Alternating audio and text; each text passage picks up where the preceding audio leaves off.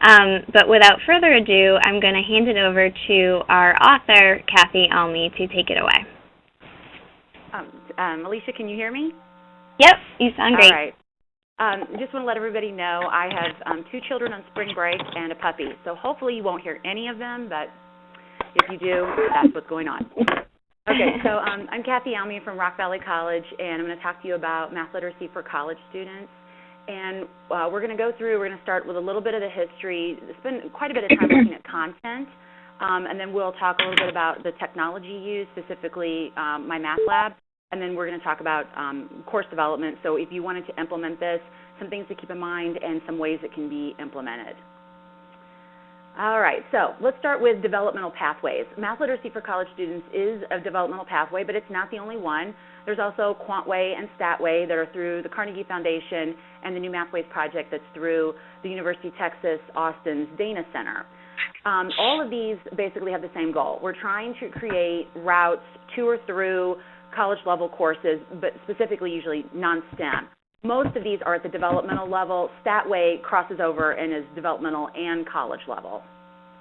The goal of all these courses is to look forward instead of backwards, and that's a very big just mindset shift. We're looking at what do students need when they get certain places, not what did they not get when they were in high school.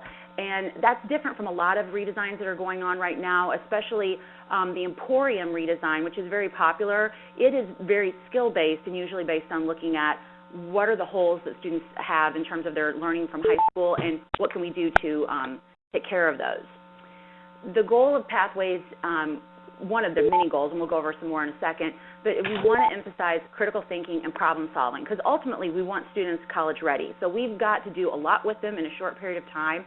And so these are 2 key aspects to get where we want to go. And to do that, we use authentic problems and contextualized learning. So I'm going to show you several examples of that, but we want to use problems that are in context, that are relevant to these students that they would be interested in. So just a little background of where this came from. I did not invent these, but I've been a part of the movement. In 2009 is when AMATIC, then that's the group I'm a part of, the New Life group, that was headed by, or it still is, by Jack Rotman. The New Life group, the Carnegie Foundation, and the Texas Dana Center all came together in 2009 and started talking about what could we do different than just repackaging the current developmental sequence. I'm wondering, Alicia, can you hear that in the background? I just wondered if there's other people. Yeah, I can. I just want to make sure everyone puts themselves on mute. It sounds like we're getting some background noise, someone maybe stapling or doing some office work or something. So please do mute yourself. You can mute yourself by pressing *6 or #6. Okay. I just want to make sure everybody could hear. But all of these groups, we started together but have kind of branched off over time. And basically it's just because different philosophies, and that's okay. One of the big differences that the math literacy course that we're going to talk about today has is the approach taken that we're not saying students are college level, let's start with college level content and fill in holes with just-in-time learning. It doesn't have that approach. Some of the other pathways do. It's more, let's take a student at the developmental level and get them where we want them to be. And so we start pretty low and we move and we get pretty far with these students. And at the end of the semester, we want them college ready, and that's where we'll move to. There's a lot more algebra in math literacy, and we'll talk about why later. In 2011, though, that's when we started Rock Valley College, RVC. That's when we started our pilot. That's when the first pilot started rolling out a StatWay, and in 2012 was QuantWay. And math literacy was piloted at several schools.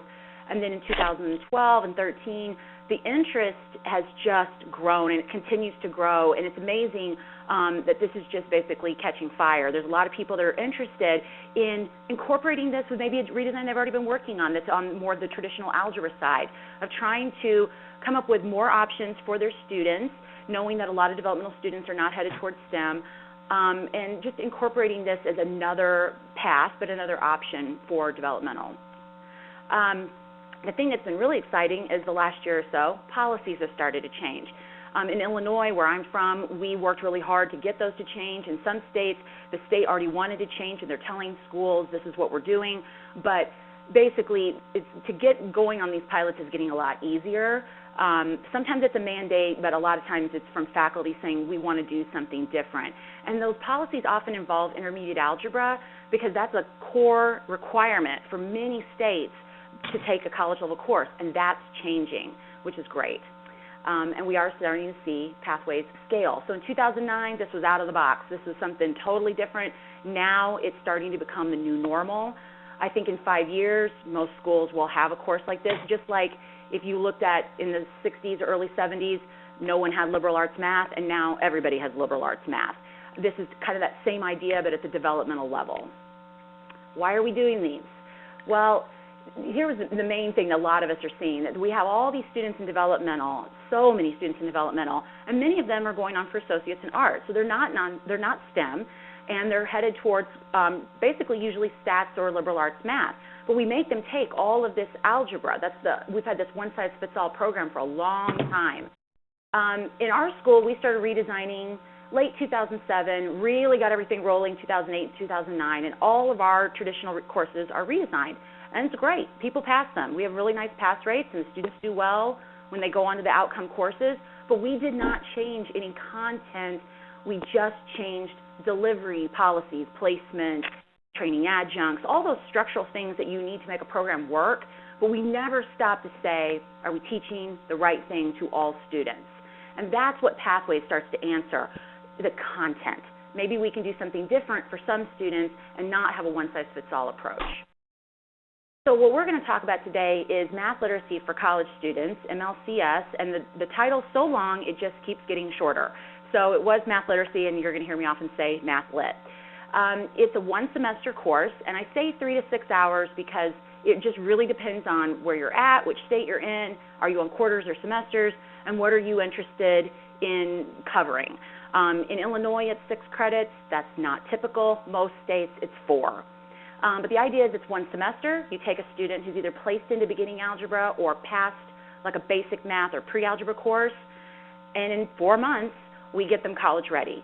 They can pass a stats course or like a quantitative literacy, liberal arts math type kind of course, or in this course, we give them enough algebra that if they change their mind, they could go back to the STEM track and not have to go backwards. They can continue moving forward, and they can go straight into intermediate algebra. And when I'm saying intermediate algebra, I'm doing what you've seen a lot of in an intermediate algebra text, where it's heavy on rational expressions, radicals, complex numbers, quadratics, those topics. Okay, so here are some goals that we had with this MLCS course. We want to prepare students for non-STEM courses, which means, especially if you teach stats or liberal arts math, you know there's a lot of reading. It's text heavy. It's not algebra heavy. So we wanted students to be ready for words, seeing problems in words all the time and getting used to that. We wanted to update the content. This is especially near and dear to my heart because this week I had to teach 2 trains passing in the night and when are they going to touch. And honestly, I'm just kind of over that. There's some of these classic applications, coins in the pocket, trains, planes in the air, boats in the water. They're fine, but they need some updating. We need to look at some problems that are more relevant to these students, because research shows that if you want to motivate a developmental learner, especially the adult developmental learner, relevance is huge. Saying to them, when you grow up, you're going to have to do, this, factoring problem in your job, they know that's not true. They've maybe been in the workforce for 15, 20 years. They want to see things that are relevant to them, and that is very motivating to them. We wanted to balance instruction. We do not have this is all in the lab, or it's all in the computer, or it's all group work, or all lecture. It's a mix. We want to have a nice marriage of all those different tools and philosophies, and not too much of any one of them. And we want the students to be college ready. Ultimately, that's what we're going for. And we want it to be real, not just they passed, but when they get to that stats class, they're ready for it in every aspect, in terms of expectations, in terms of the content, all of it, that they're not surprised. So I've been working with a colleague, Heather Foes, since 2010, and we wrote Math Lit. So this was the book, and basically we wrote because there were no books. We didn't piecemeal. That was really important to us, that we wanted content and problems that supported the philosophy of the course. Also, I was working with those large foundations, and I saw some amazing really great ideas, but a lot of the people that are working in those foundations are not in the classroom. And we're in the classroom, Heather and I are. We teach developmental and college level every semester. And so there were things that we know that we were seeing.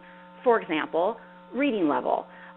Most of our students that are in developmental math are also in developmental reading, and a lot of them are really low readers. So we wanted to make sure that the content was appropriate for them and that we helped them with that, knowing that they're going to probably struggle if there's lots of written text. We wanted to have a variety of content. This was really important to us. This course is not, kind of like liberal arts math, it's not the same thing everywhere. Everybody does it differently, and so we put in a lot of content. And like an algebra text, now, my algebra text at our school has 11 chapters. We don't cover all 11 chapters. We cover what we need. The book we wrote, most schools are not going to cover everything in it, but they have a lot of choice in case there is something that they want to tackle. So if they're thinking, we want systems, it's available. And if you're thinking, I don't want systems, then you don't have to use it. It's easy to cut things that you're not interested in. One of the big aspects of Pathways courses is that the pedagogy is different, that it's not all about lecture, although there are many lectures, but it's about trying to get students to do active problem solving and to make that easier, especially for adjuncts, because we were thinking in mind, eventually we're going to give this book to an adjunct who is not going to have 10 hours to prep, and they're not going to be able to take massive amounts of training, and we need them for this book to work for them. So we were thinking, how could we build the idea of an activity structure into the text as well as the support that they would need? So we really worked to incorporate that so the teacher doesn't have to think, okay, so I've got these problems, now how do I do this in a classroom? We tried to show ways to do that, and if you're not interested in using them, you absolutely can, omit them or ignore them, but they're there for some teachers that have requested them. And one of the things that we did was we talked to a lot of disciplines that usually come to us and complain and say, our students took algebra and they come to us and they still can't do what we need them to do. So we pushed back and said, well, what is it that you wish they could do? And we got some tips from like biology and from some different science classes like chemistry and physics, but also the nursing program, business, what is it that they want?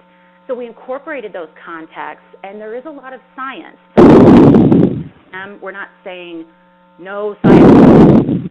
We want students to see how they can use science classes they're probably going to have to take on some level and see how they can use them. So let's look at the approach and do some compare and contrast. So we're going to do that a lot with the content to try to get a feel for how this differs from an algebra class. And when I'm doing these comparisons, I'm not saying algebra classes are bad and math literacy is, the answer to all of our woes. They're just different, and they're different approaches, and they have different goals, and comparing them helps see that. The linear approach is what's taken in a traditional text. You have, you do real numbers, and then usually linear equations, and you work on graphing, and then polynomials, and we progress through, we do everything with a topic, and then we go to the next topic. So the idea is we go to completion, and then we move on. We go to completion, we move on to the next thing. The problem with this approach is that, and it can work. I mean, a lot of us, this is how we learned, and it absolutely can work. But it doesn't necessarily become connected to students. We see the content as connected because this is what we do. This is what we do for a living, and we've taken a lot of math, and we've seen lots of different settings and problems, and we see the connections. But our students don't necessarily see those connections. And, this is, evident in, you'll have a student that just passes the factoring chapter, next chapter is rational expressions, and you have to get, a common denominator, and so you start factoring the denominator, and you have people like, how do we factor? And you just did it. I mean, literally, sometimes a week before. But it's like, it's just, they take that test and that content's done, and a lot of times they don't see all of this ties together, that we need to use all of it, and it's related. So the approach in Math Lit is a layered approach. And what that means is we have these 4 areas, StatWay, QuantWay, the New Mathways project. We all have the same 4 areas, numeracy, algebraic reasoning, proportional reasoning, and functions. And notice it doesn't say algebra. It says algebraic reasoning, meaning can you use algebra in this situation? Is it worth using it? And if so, how do you use it? Instead of just saying, we're going to use algebra for everything. Giving students a choice and evaluating which method makes most sense. That's something we do a lot of in the course. But all 4 of these areas are hit in every unit. And what we do is we hit them all, and then we go deeper and deeper and deeper as the course progresses. So say like students, they'll learn the exponent rules early on in the semester. They'll revisit them later in the semester, and instead of doing just the whole number exponents like we do early on, eventually we'll do negative exponents. We didn't need the negative exponents in the setting that we originally introduced these to them, and it's overwhelming to do all of that at once. So we show students what we need, we use it, we keep going, we come back, and we come back to everything. So everything reappears. I always say it's like a bad penny or a fungus, however you want to think of it, but everything comes back. But that's okay, because I was just talking to a student yesterday about this, and it's like you get things over time. You know, I mentioned her, I'm like, there's things you can do now that you couldn't do 4 weeks ago. And she's like, you're right. There's a lot of things I can do that I struggled then. Now they're easy, because we keep doing things and we keep going deeper. And the point is that they eventually get it. They don't have to get everything, you know, by week 3. Geometry and stats pop up often as context. They can be cut, but some states and schools needed those or wanted them. Also, student success and mathematical success are recurring themes. We want to talk about things that students need to know to be successful in college and what they need to be successful in math classes. And we're overt in talking about those and integrating those with the content. When you do this approach, the topics get ordered differently. And that sometimes is just a little unnerving sometimes to faculty, because we get really used to, you know, where linear equations comes in and where the associative property comes in. And we just kind of know where all those things are supposed to be. But there's nothing magic to that order. It's just that someone picked that for a textbook and a lot of other people followed it. It's not the only order that students can learn math, and sometimes a different order is better. Mixing things up can help students make more connections and learn things more deeply. And so sometimes that's a little bit alarming. It's like, hey, where's this topic? It's there, but it may not just be where you expect to see it. So let's look at some comparisons in content. A traditional algebra class and the MLCS. Yes. So yes, students are going to see this in MLCS. Can you plot points? Can you graph a line? Those kind of things. But we're going to do more. We're going to say, okay, so now you can plot points. Awesome. Can you read a graph like you're going to have to in your science class or your nursing class or whatever class? You know, graphs are everywhere. You're probably going to have to read one somewhere. Can you read it? And that ordered pair, it's not just I can write that's 2, 8. Great. But what does the 2 mean and what's the 8 mean in this situation? That's what we want them to be able to do, because that's what really matters. And the other thing that I'm really big on, I always tell my students this, it's not like these graphs descend from the heavens. Someone decided to pair up, like especially in this Tylenol graph, they decided to pair up how much acetaminophen is in the bloodstream based on how long it's been since the person took the medicine. And they wanted to see, is there a relationship? So we showed them taking data, pairing it up, now all of a sudden it's ordered pairs, and looking at it and trying to figure out, you know, what do we care to know about it, and how do we set up the axes, and how do we set up the scale? Something that we assume in stats that students can do easily, that, like they would know to go from 0 to 8 and have an increment of 1, but they struggle with that. So we spend a lot of time on that, making sure that students can set up a graph and understand why something's on the x-axis and something's on the y. When we do conversions, which we do a lot of conversions, in traditional algebra, and this is near and dear because I taught this yesterday, you know, we spend a lot of time on convert this to this. We tell the students this is what you're going to convert, and everything is about dimensional analysis. It's really about the technique, and the technique's amazing. I love dimensional analysis. I think it's excellent, but it's overkill on some things. In real life, if you were going to convert your height 5 feet to inches, most people wouldn't necessarily get out pencil and paper and write a unit fraction. Some would, but if you were talking to someone who math is not what their profession is, and you just said, how do you convert 5 feet to inches, they would think, do I multiply or divide by 12? And then they would think, is my answer, is that reasonable? And so that's where we start with students. And we don't necessarily boil it down to, you're always going to convert this to this. So this is the kind of problem that we will give them. This is a nursing example, and it's much more involved. There's much more you have to read into it. It's not clear what the conversion is supposed to be, but in this case, the doctor has ordered this amount of antibiotic for an infant that has a certain weight that's in pounds, but the dosage in terms of what's appropriate has been given in milligrams per kilograms per day. Again, I don't normally see units like that, something where it says per twice. That's not real typical in math books, but it is something you would see in, like in a nursing class. And so we give this problem to students and say, figure out if the dosage is within the desired range. And they don't necessarily know how to begin. We have to give them some time and let them work on it, but they do things like this all the time. And they get better and better and better at solving involved problems like this. And along the way, they have to figure out, oh, I've got to go from pounds to kilograms. But no one told them that, because that's how problems come in real life. No one's telling them to convert from this unit to this one. That's just something that comes along the way to solve the eventual problem. So we don't just stop at, can you do something? Can you do the skill? It's, can you use it? Do you understand it enough to use it? So that 50-50 approach, skills and then concepts and applications, that pervades everything we do in the course. All the homework, all the tests, all the quizzes, the content, the lessons, everything. Whereas like in my algebra class, it's pretty much 90-10. 90% of the time we're on skills and 10% of the time we're on applications if we have time. And we really do not emphasize those at all. Everything in the math literacy course is, when you take a skill, you pair it with how do we use it, where and why and when. Context is a big thing that we use, and all the Pathways classes use contextualized problems. And research supports this. There's research on brain-based learning and developmental learners, and it says that if you use context, you can help students make more sense out of something, that they can have deeper understanding of it, go into long-term storage and memory, retain it and use it because they have longer retention of it. So a topic like slope-intercept form, okay, definitely we cover this in the course. We do a lot with it in the class. This is how you would start usually in an algebra text. Not everywhere, but most algebra texts you would start with, what is y equals mx plus b? What does the m mean? What's the b mean? How do we use it to graph? What all of it means? We would start there. And then if we have time, we would use it. We don't start there in the NLCS course. So in Math Lit, we would start with something contextual that's real to them and say, okay, you're going to buy an iPod for $200 and every song in the iTunes store is $1.29 a song. What is a cost model? What's a cost equation that gives me a formula for, like, if I'm going to buy 10 songs or 15 songs or 5 songs, it will tell me how much I have to pay.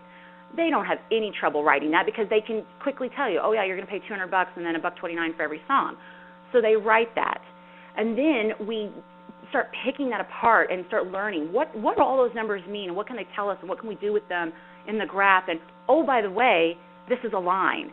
We don't start with the assumption that everything's a line, and we do make sure students understand, can you identify if something's linear, not just it is, and do something with it. Will students get all of this on the left side? Absolutely, but they don't start there.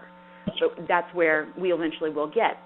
So typically a flow to a lesson is start in a context, go get any theory you need, go back to a context. Often the same one, sometimes it's a different one, but it's always trying to see why might we want to learn something and then where can we use it. This really works for students. And what's interesting is Heather had a student that said y equals mx plus b makes no sense. It should be y equals b plus mx because that's what you do. You have a starting value and a rate of change. I was very impressed by that because I'd never thought of that, but they're right because that's how you graph. You start with b and then you use m to move and find another point on the line. And I think it's interesting that students will notice things like that, and they'll make connections, and they'll start, wondering and asking things that we don't always see in algebra classes, and that's fun. It's exciting. We're really big on using problems in the course, not just exercises. So things that require an original approach, non-routine, students like the dosage problem, students see it, they don't necessarily know how to begin, which is the way life is. I think when I began working on our redesign at our school, I did not have a view and example. I so wish I did. But I could look at some other schools, for ideas, but it didn't match ours identically. So we didn't know how to begin. We just had to figure it out.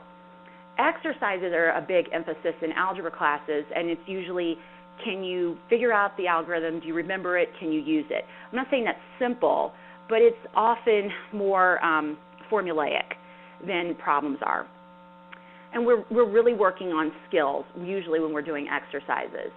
The beautiful thing of using problems is that you can develop the skills through them. You can, you can learn how to convert units while you're learning how to do this nursing problem with the dosage.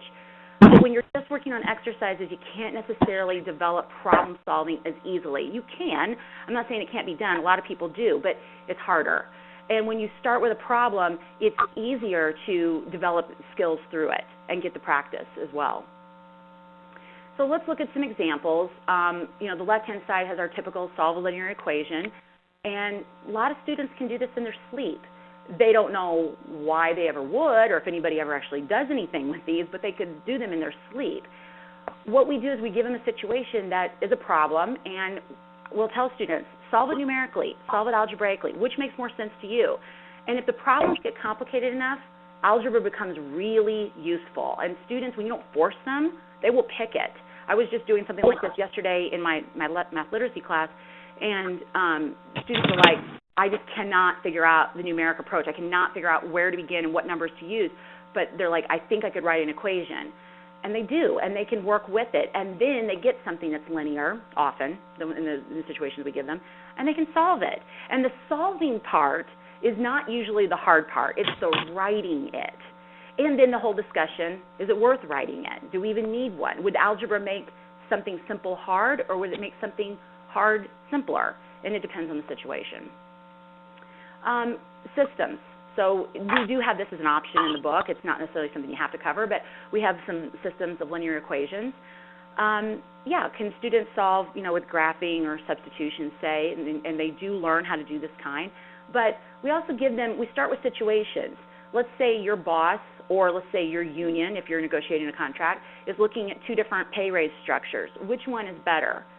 And the question is much more involved. It looks simple and short to state, but there's a lot going on there. And when we first look at this problem, we don't look at it algebraically. We start with numbers because that's what people do in real life. They use numbers, and you hear the expression, they ran the numbers. We show students how to use Excel to do that. Now, we don't use Excel every day. We use it when it makes sense. We use it often as a teaching tool. There's not a ton of assignments that students have with it. But that's something we like to use to illustrate things and to teach with in the classroom occasionally. We don't do a lot of complex things with Excel. It's, can you use a formula? Can you fill down a spreadsheet? Can you make a scatter plot? But students get they get very good at those very quickly, because that's about as deep as we go with Excel. What are some outcomes when you make these changes? You can't do all of this rich, deep problem solving and do everything we used to, not unless you want to have a 10-credit-hour course. There just isn't enough time. I mean, most of us feel like there's not enough time with what we have as it is, let alone tacking on anything additional. So the reality is we have to cut. We have to pull back some topics. We have to change some, emphasis.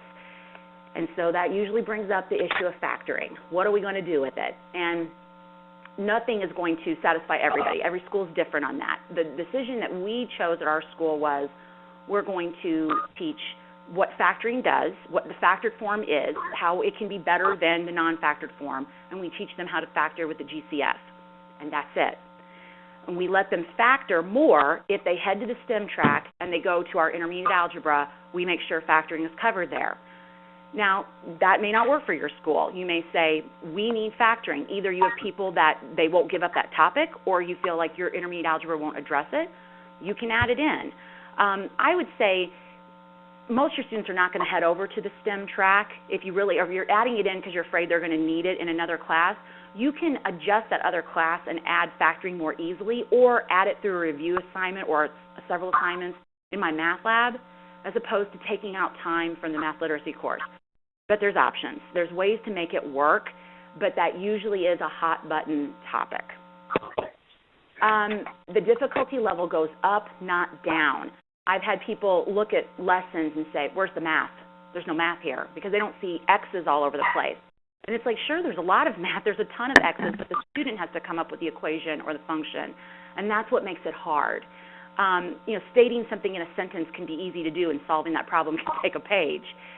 The difficulty level goes up, and it's certainly not going to be easier by any stretch. And that's good, because the student has to be college ready at the end. We can't make it a super easy course and have everybody pass, and then they get to stats and then just fall on their face. We want, when they pass, for it to mean something. The focus is going to shift with the content approach taken. It's not, I've got this list of 30 things and have I checked them all off. It's, what have they learned? That's what we really are focused on, not what have I covered. Because if I can't get to a certain topic and I have to cut it, the world does not end. The skills that they need for my stats class, in terms of like actual algebraic skills, that list is pretty short. So if I have to cut a topic, that's fine. What I'm more interested in is, are they learning how to become capable problem solvers? Are they progressing in using these things? Are they progressing in their communication, writing, problem solving, all of it? It's not the end of the world. Just like if you teach a stats class, if you have to cut a section, usually things are fine. It's not like an algebra class where cutting something would be a very big deal. What does it look like in action? We don't use a lab, although you could meet in one, but we don't have the space for that, nor do we need it. This is Heather, and you can see her in her class. She spends about half the time in front of the room, about half the time monitoring the room, walking around while students are working in groups. We don't use the philosophy that students can work in groups 100% of the time and they will just come to everything on their own and we're only guides on the side. That's just a personal philosophy. I don't believe that's the only role I have. That's my role about half the time. The other half the time, I'm in front of the room and I'm the one tying everything together. I'm the one that takes all these different things, makes the connections, makes sure they understand what they were supposed to, and connects the dots for them. So we are up in front of the room quite a bit, but we're not there the whole time either. Now that's our choice. Let's say you want to do more direct instruction or you want to do more group work. You can do that. It's meant to flex for you and what makes sense for you and your students. The experience is different. Engagement's going to be high. You're going to see students, working together, working on problems, talking to each other, debating, making connections. That's what we want. We do not want them to see topics in a vacuum. We want them to see that all of this stuff relates to each other and, is useful. The objectives are different. So one of the things that I have is I have a sheet that I typically give out when I'm giving face-to-face talks, and I have that sheet available on my blog, and I'm going to give you that address in just a second. But what I've done is I've brought that up in the screen so you can see this sheet. I'm going to show you the front and back of what I normally hand out. But you can easily get this today. I've got, I'll have the slides and this document uploaded to my blog within the hour.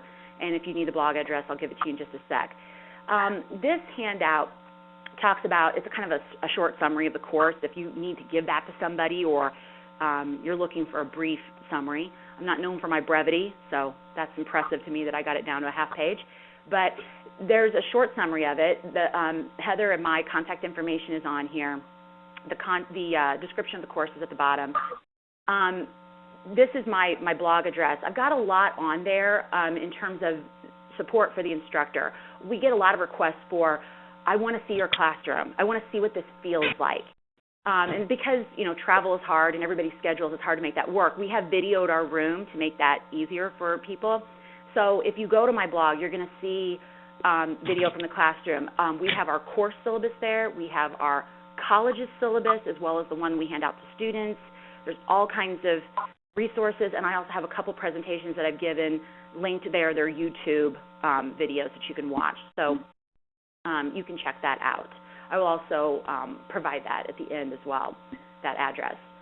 On the other side of this handout that I give is the outcomes and the objectives of the course. And the big thing is that they're different. It's not like a beginning or intermediate algebra where the outcomes are factor this, solve this, simplify this, evaluate this, where it's all skill-based.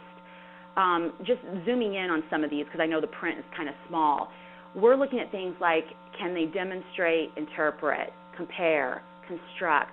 Higher order tasks, we're going higher order in terms of Bloom's taxonomy of what we want students to be able to do. That makes the difficulty level go up, but that's okay. And students can do these things. So if you want that handout that I just showed, that will be on the blog today. Something else that's different, homework. Carnegie Foundation coined a phrase called deliberate practice, meaning we're very deliberate in terms of what are we going to have students do. It's not just, okay, we've got 100 problems, pick the odds, the every other odds, the thirds, whatever you feel like. Instead, we have my math lab for the skills, and then we have problems that are in the book that are problems, that they're not exercises. 3 does not look like 4 with the numbers changed, and neither one of them, 3 or 4, is going to look like what we did in the lesson with the numbers changed. Each one is unique and is specific. It's going to develop something that we want students to develop or connect or apply. So when I give my students homework, I say, you're going to go to my math lab, and then you go do the problems in the book, and you do them all. That's the approach taken in Singapore, in Japan, countries that are very good at math education. That's how they often do their homework, not the online part, but the part of having fewer problems. Each is more meaningful and more problems than exercises. In my math lab, we do have the skill homework available, and it is a ready-to-go course. So I'll show you that in just a second. So everything's there. We class tested. This is our third year of teaching the course. And when we class tested, we had class testers that requested different things. And so we've made all of those things available to anybody who wants them. The e-book is available, so if you want to see the book today, you can. I'll show you how to get that in just a second. Heather and I are working on a series of videos. There are videos in my Math Lab course right now, but they're ones that we haven't created. We're working on a series of short length videos for instructors, and then several skill videos for students. And those will all be available. I believe Pearson's going to do a re-release of the My Math Lab course in June, and all of those will be there. None of them are very long, but it's short things like, so let's say you had an adjunct and you were thinking, I'd like to give them some kind of small training about this course. They could watch the instructor videos and get tips on different things like projects, groups, what a typical day feels like, just common things that people have asked us about.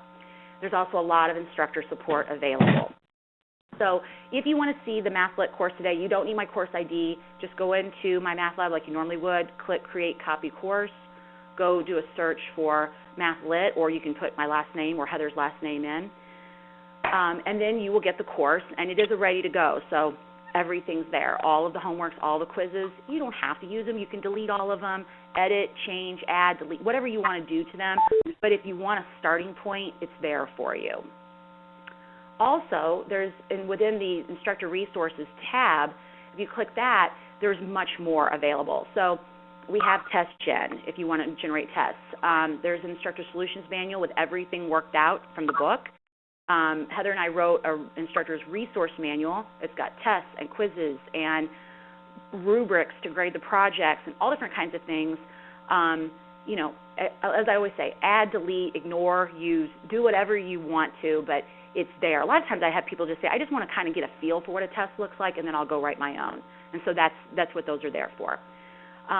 Within the book is a lot more as well. So if you get the Instructor's Edition, there's notes all the way throughout the lesson in the margin. They're teaching notes from the class test. There's notes in the back for the instructor. They're kind of bigger, like unit-level notes. So there's a lot of different support in there. There's an Excel appendix. So if you're wondering, hey, I'm not really familiar with Excel, how do I do the things that you were talking about? We've got, it's very short, just the things that we cover, and it's got screen captures to show you how to do each task that we do in Excel.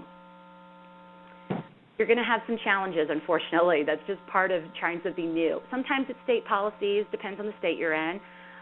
You also have to think about your campus. If you have courses on your campus that have beginning algebra as a prereq, you might want to talk to those areas and say, would you accept the math literacy as an or equivalent? So if my students take this, they don't have to also take beginning algebra for your program. That's something to consider. We wanted this text to be working for adjuncts.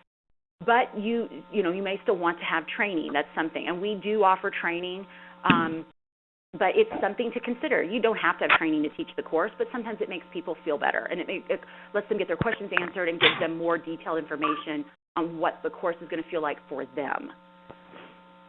What are going to be challenges in the classroom? The first one is a change in expectations for all of us, students and instructors. And I'm asked this, do students buy in? I'm asked that often. They buy in very quickly. There's very few that don't. It's instructors that take longer to buy in. Students adapt. To them, this is a breath of fresh air often. It's a nice change. But the one thing that they will struggle with is they are used to mimicking. They are used to types of problems. So you do one, and then they have one in the homework that's similar, maybe with new names of people and new numbers, but it's similar in structure. We don't do that. And so students will often ask, can I have another one just like the one you just did? And I'll say no, because that's not the goal. It takes them a little bit to adjust to that, but they do. And you got to know your content. And I would say most people do, but it's a little surprising. Sometimes the questions will come up. It can surprise you what students will wonder and ask, and it's okay not to know something. It's okay to show students, hey, I know I don't know everything, but part of the day and age we live in now is being able to learn. If you don't know something, we can show them, how do you figure something out if you don't know it? Well, and we can model that for them. I'll go and look it up and come back. Hey, get your phone out. Let's look it up right now. Let's explore the question you have.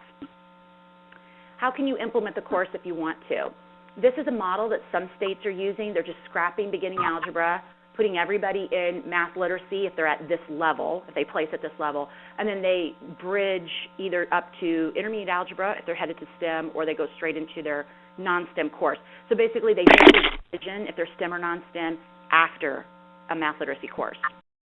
Some schools are keeping their emporium, but having students meet, say, once a week on problems that are from, like, the math literacy course, and say, so it's, okay, you've worked on this at the skill level. Can you use these things? Can you connect your ideas that you're learning? This is the more typical implementation. This is what my school is doing and what a lot of schools and states are doing. Basically, we're just adding another path. If you've taught high school, it's tracks. I mean, we have not reinvented the wheel with that. But it gives students, once they come out of pre-algebra, or if they place at this level, they have a choice. Do you want to head to STEM? Do you want to head to non-STEM? And let's say you change your mind, we're going to give you a way to keep going. So let's say a student knows their major. They know they're an English major. For most of them, it's one and done. They take one semester and they just go into their college level course. Let's say they change their mind or they don't know. Then they will bridge up to intermediate algebra and they'll take a second semester.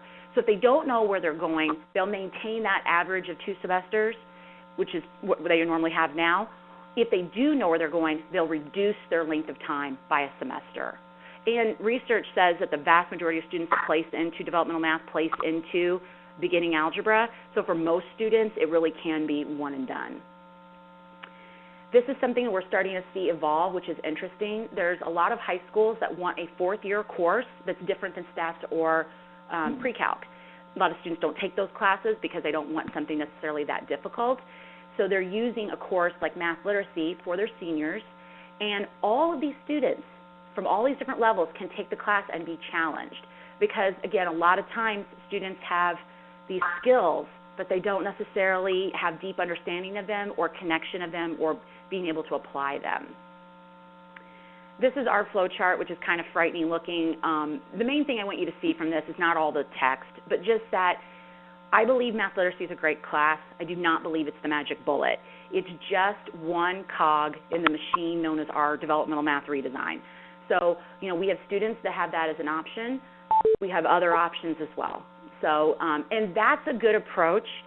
If you have people that don't buy into this, students or instructors, don't make them do it. I'm kind of a big believer in give people options, respect their wishes. Then you'll have people in the course that believe in it in terms of teaching and taking it, and it'll work better for everybody. How do students do in their next course? We don't have 1,000 students that have gone through our program, but we do have quite a few, and we are in our 3rd year, and we always track them. Our pass rate's about 60 to 70%, which is, I think, pretty good. But more than that, it's how they do in the next class. What we found is there's no statistically significant difference between how our students do in like a gen ed math or stats compared to someone that came out of 2 semesters of algebra, which may not seem like we've gained anything because it's like, well, they don't do better. Well, maybe not in terms of a pass rate, but they have learned how to learn. They've learned a lot of things that don't necessarily show up in a pass rate, so their experience is different, but that may not show up at a number.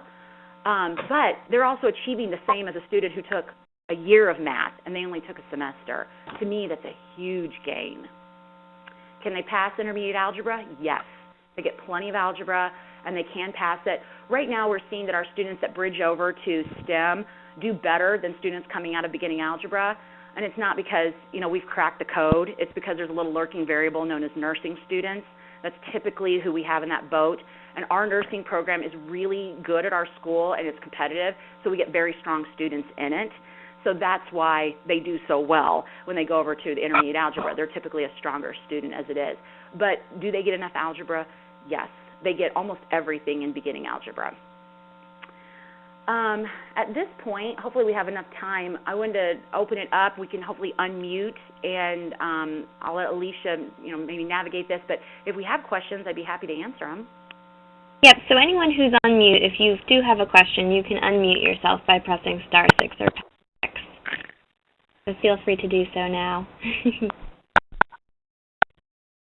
Hello? Yep, we can hear you. Okay, I have a question because I teach intermediate algebra right now, but I only teach online and I want to continue to only teach online. How does this work for online, considering all the class time you do for group work type of deal? We have not actually taught the course yet online, and Heather and I both teach a lot of online classes, but we haven't done this one yet. It's not that I don't believe it can happen, but I do believe it will be tough. This course would probably be better instead of fully online, but instead maybe hybrid, because the main thing that we've seen with online students, especially developmental online, is like a beginning algebra developmental online, they don't often engage. They want to stay by themselves. They don't like to engage in the discussion boards or even send you questions. They just kind of want to keep to themselves. And this course is built on engagement, so I think that would be tough. But I don't think it's impossible. I just haven't figured out how to do it yet. Okay, because like I said, that's all I teach and that's all I plan on teaching.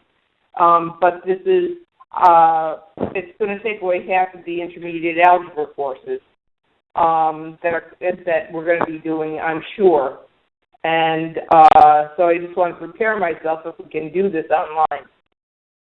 I think there can be a way, and that's something we're definitely exploring going forward. We want to create more online content and adjust lessons as needed going forward. So that's something Heather and I are committed to. We don't have that figured out yet, but we have definitely heard the request for doing this in an online or hybrid or flipped format. Okay. Thank you. Next. Yes, hello. I have a question. Go ahead. This is my first teleconference. I'm sorry if I'm doing it wrong. No, you're fine. Go ahead. I would like to hear a little more about the motivation. We have made a change recently in the past few years from a lecture-based to an emporium model. And the students are longing for the days of lecture, and I don't understand because they sure didn't enjoy those lectures, but we're having a hard time with the motivation and the change to this new expectation of participation and group work. They just resist. And I'd like some tips from you about that. So are you asking, like why did we choose to do, like, the classroom approach, or I just want to make sure I understand your question. No, let me rephrase a little bit. I'm looking out over the class, and they've got their heads bowed, and they won't make eye contact, and I'm trying to convince them that they need to participate in their learning and ask questions and talk to each other, and they really, I struggle with that. I'm having a hard time getting them to change their expectations from me telling them and them writing it down and never saying a word.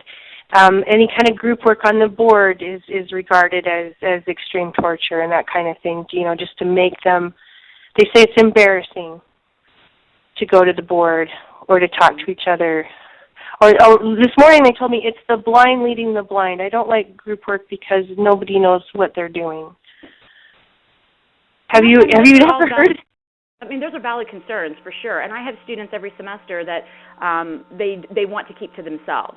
Most of them will engage, but the way that we get them to engage is two things. First off, we give them problems that are hard enough that they need somebody else. That's one of the keys. If they have a problem where they do not know how to begin it, having somebody else they can bounce ideas off of helps. Still some people, you're always going to have some people that are going to be like, I'm not interested in, but the majority, they will talk to somebody else because they're stuck on their own. The other thing is, because the content's different, I think it makes it more conducive to trying something different in terms of the learning style. In an emporium, the content is still that traditional algebra that they're used to. So doing it in a different, doing it with group work, they might be like, well, that's not how I've done it before. Why do I have to do it that way? This content is different, so learning it differently, they don't fight as much. But one of the things that we get them to do that is from day one, from the minute they walk in the room, we set the expectation you're going to be talking to other people, and this is going to be part of your grade and what you do. Not all the time, but it establishes how things work. And once they see that that's just going to be the norm, they don't fight it as much. Well, great. Hello? Yes. Okay. I am presently teaching a math literacy using your book. Oh, okay. And my only problem has been with my math lab. I'm an adjunct. I have never used, any of the lab work online before. When I initially started the class, I asked the publisher, my representative at the publisher, well, how do I do this? And they said, well, you just have to do it on your own. Well, I work in 40-hour week during, and I teach other things. I teach a success course. So as far as student interaction, I've had great. They compete to come to the board, basically. That's awesome. So that's really good. But my problem is my math lab, and this is what I told my kids. I said, if I can't figure it out, I'm not going to make you try. And so that's where I need help. I would say that sounds like your Pearson people, but I'll let Alicia talk. Yeah, sure. Okay. Yes, I'm so sorry that you've been having trouble with my math lab. So I'm going to be emailing everyone after this webinar, and if you want to give me a call or just send me a quick email, we can set up a WebEx for the two of us to go over how to use the course and make sure that you're all That set would be up. great. Okay, because, this semester's almost over. Well, about 5 weeks left. So, but I am going to be teaching it in the summer, provided I've got enough students. So this would be a great training time. Okay. I'm expecting probably a smaller class in the summer, and like I'd like to tell my kids, I'm learning along with you, and so they actually think that's okay. But yeah, that would be great, Alicia. I'd really appreciate that. Yeah, no problem. Absolutely. All right, thank you. Yeah, great. Does anyone else? We have a couple minutes left. So I maybe just one or wanted to two more change the slide questions. in case anyone needed my contact info.